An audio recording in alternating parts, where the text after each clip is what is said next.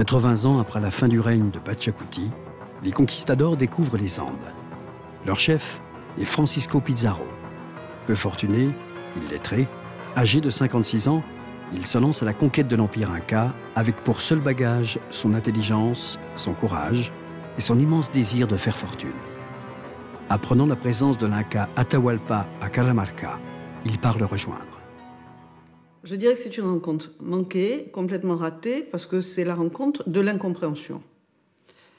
Quant à Cajamarca, les Espagnols voient Atahualpa, ils le voient sur une litière couverte d'un manteau de plumes. Il est lui-même couronné de plumes. Et Valverde, qui est l'archevêque, celui qui tient les livres sacrés des Espagnols, va lui tendre les évangiles. Et comme l'Inca n'a jamais vu de livre, on le prend, le regarde et il le jette.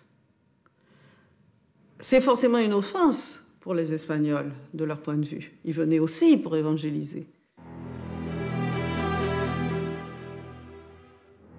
Cette méprise va fournir un prétexte aux Espagnols pour massacrer toute une partie de l'aristocratie inca qui se trouve là. Atahualpa est fait prisonnier. Pizarro demande une rançon en or colossale qui lui est immédiatement versée. Mais il s'agit d'un marché de dupes. Et Pizarro s'arrange pour que l'Inca soit condamné et exécuté.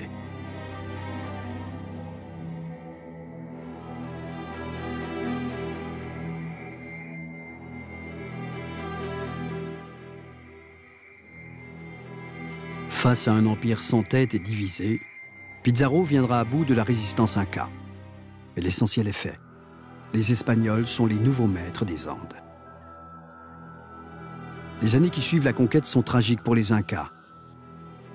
Anéantis par les armes, asservis, ils assistent à l'écroulement de leur monde. Massacres, pillages, tortures. Les Indiens sont traités en êtres inférieurs. Dépossédés de leurs terres, ils sont condamnés à une vie de misère et d'humiliation.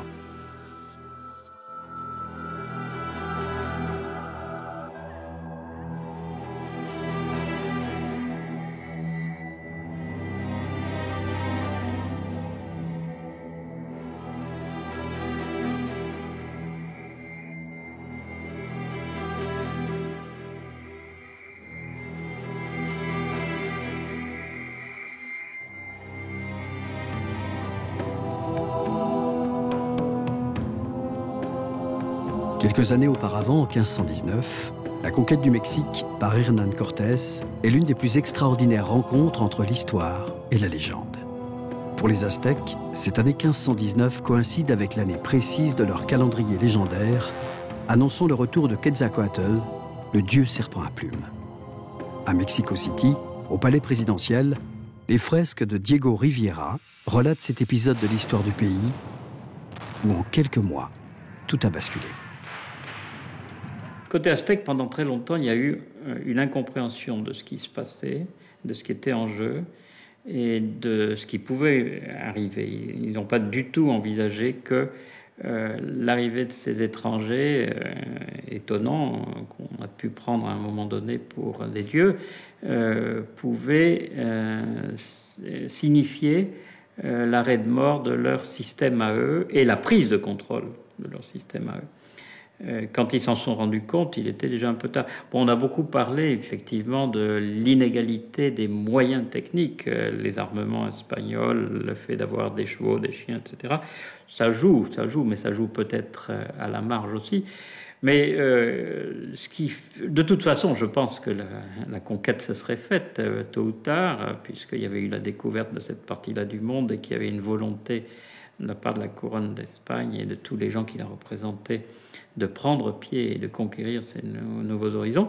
Mais ce qui a certainement beaucoup joué, qui explique que dans le cas du Mexique actuel, effectivement, les choses se soient passées de la sorte, c'est certainement aussi la très grande intelligence du chef de Cortés, qui, lui, a très rapidement fait diagnostiquer que l'Empire était fragile, qu'il avait des adversaires, qu'il y avait des populations contestataires, et de renforcer sa poignée d'individus par des auxiliaires qui, eux, étaient des dizaines de milliers.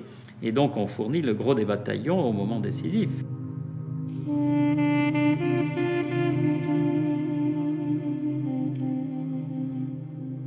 La conquête du Nouveau Monde engendre l'une des plus grandes tragédies de l'histoire. Plusieurs dizaines de millions d'Amérindiens trouvent la mort. La population du Mexique passe de 25 millions en 1519 à 1 million au début du XVIIe siècle.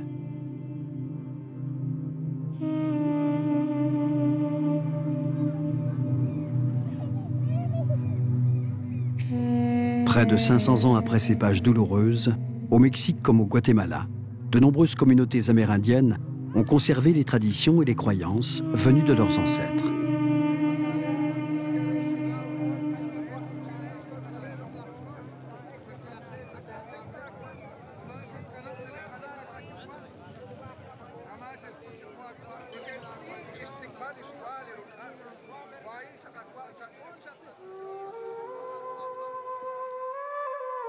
Les Andes se libèrent du joug espagnol au début du XIXe siècle et donnent naissance à plusieurs États indépendants, dont le Pérou et la Bolivie, qui héritent en grande partie des territoires de l'ancien empire inca. En dépit de la colonisation et des campagnes d'évangélisation, les croyances et les anciennes traditions ne vont pas disparaître, pratiquées d'abord dans le secret, puis au grand jour.